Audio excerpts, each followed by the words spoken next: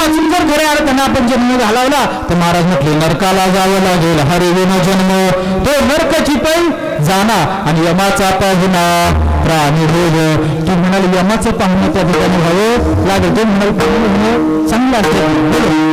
आपण जर एखाद्याचे पाहुणे असलो तर आपण त्याच्या घरी कधी जाऊ शकतो. आपला आदर सत्कार कधी कधी केला जातो. तसं आपण जर यमाचं पाहुणे झालो यम सुद्धा आपला आदर सत्कार करतो. ऐका, आपण ज्यावेळेस मरतो मेल्याच्या नंतर एका वर्षानंतर आपण त्या यम लोकांमध्ये त्या ठिकाणी जातो आणि गेल्याच्या नंतर आता आपलं जसं हे सर्व गोष्टी सभा मंडप आहे असं त्या ठिकाणी सभा मंडप असतो आणि आजूबाजूला जसे आता टाळकरी आहेत ना अशी सर्व मंडळी प्रत्येकाच्या हातामध्ये एक एक शस्त्र असतं.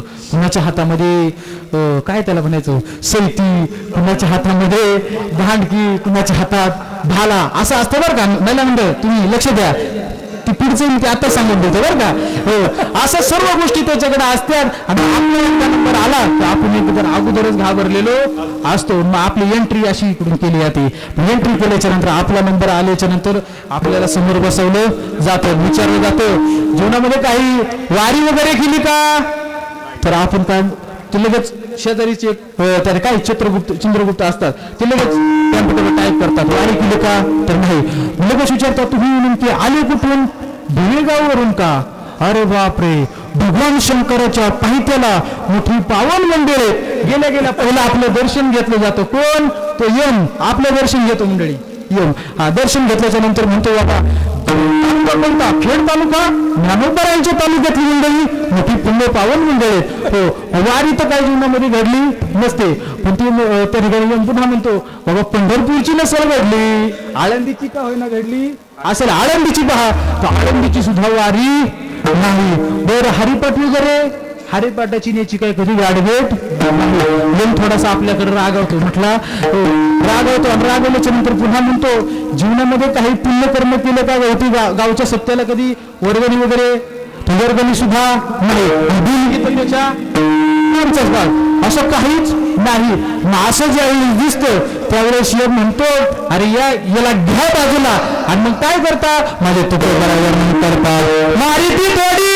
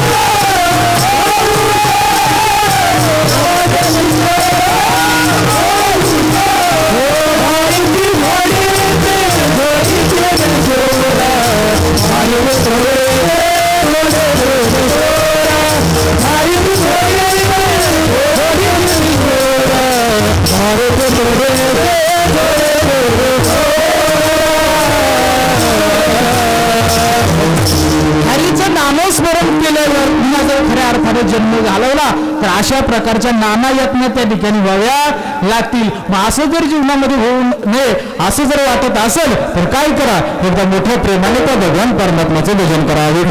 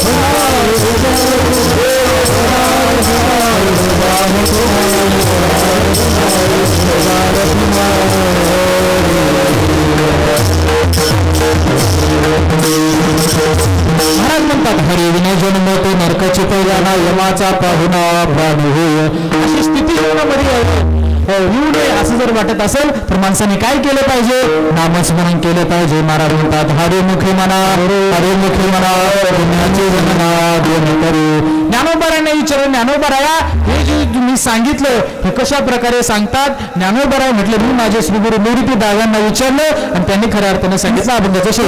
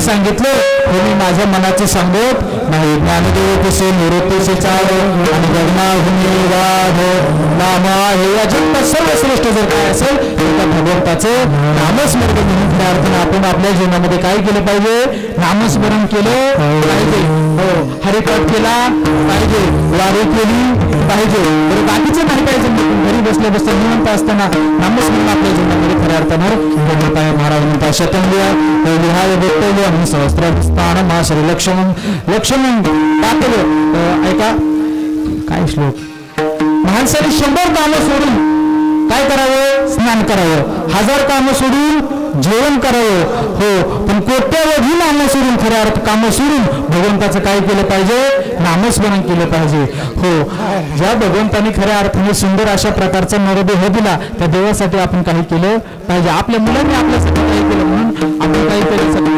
ठेवतो आपल्या वडिलांसाठी करून ठेवतो ज्या भगवंताने सुंदर अशा प्रकारचा नरदेह दिलाय त्याच्यासाठी जर करायचं असेल तर आपण आपल्या जीवनामध्ये खऱ्या अर्थाने नामस्मरण केलं पाहिजे याचा महत्वाचा अवकाश जसा अनुभव खऱ्या अर्थाने बोलण्याचा तुम्हाला मंडळींनी खऱ्या अर्थाने ज्याप्रमाणे कृपा केली त्याप्रमाणे निश्चितच बोलण्याचा प्रयत्न केला आता थोडा वेळ झाला परंतु सुरुवातीलाच वेळ झाल्यामुळे मला पुढे एकदम आखडतं घेता आलं नाही असं वेळ झाल्याबद्दल तुम्हा सर्व मंडळींची दिलगिरी व्यक्त करतो सर्व गायक वादक सर्वांनी मोठ्या प्रेमाने खऱ्या अर्थानं कीर्तन सेवेसाठी साथ संगत केली सर्वांच्या चरणावर मी नतमस्तक होऊन सेवेला पूर्ण विराम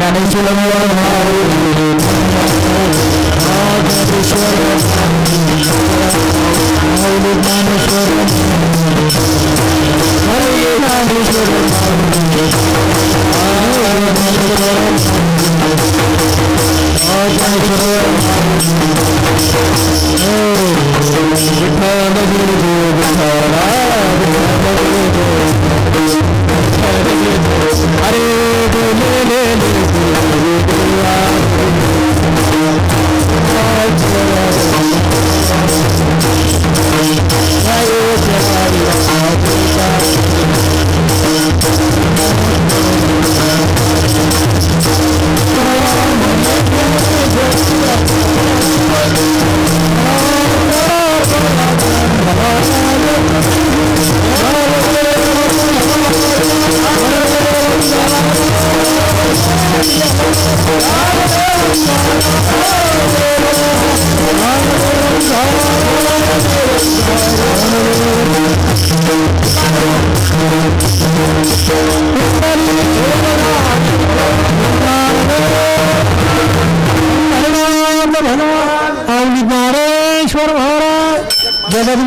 बोला तुकाराम महाराज जंगलवस्ती भीमाशंकर भगवान की कैलासनाथाचा हर हर महादेव चंदर सुपाकडे सभापतीनं कुठून आणलं त्याचा आवाज